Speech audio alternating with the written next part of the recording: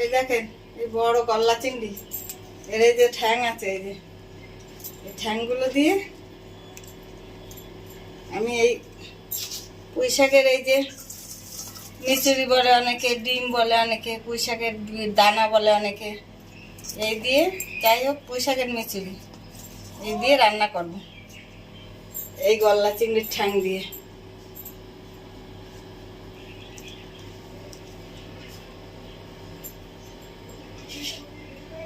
এই যে ঠ্যাং, এই ঠ্যাং দিয়ে রান্না করব।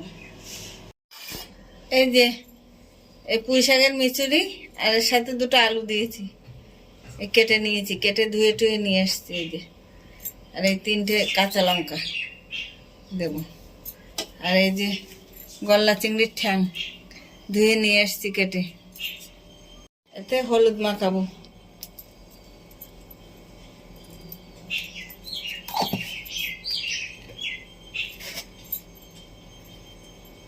লবণ,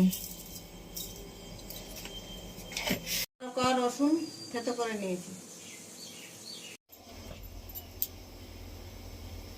তেল দিচ্ছি কড়াইতে, গরম হয়ে গেছে, রসুনটা দিয়ে দিচ্ছি তেলে।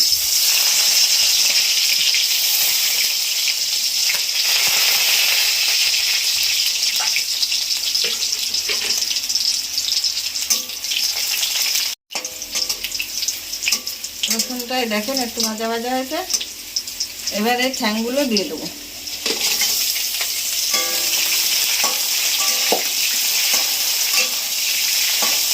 এগুলো কি সুন্দর লাল হয়ে যাচ্ছে ভাজা করে। এবার আমি এই পুঁই শাকের মিচুরিগুলো দিয়ে দেবো।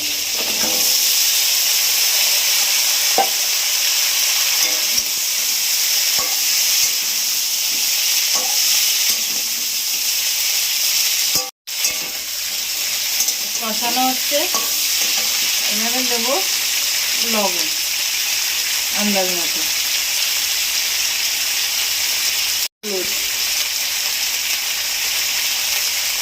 দিয়ে দেবো জল।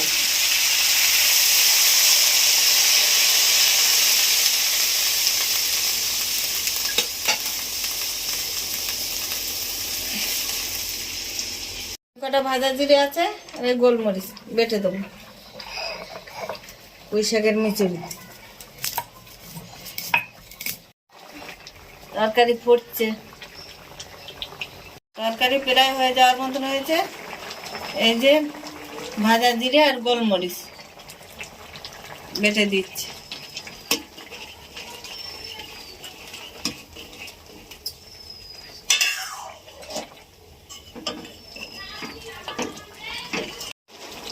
তরকারি প্রায় হয়ে গেছে, নামাবো।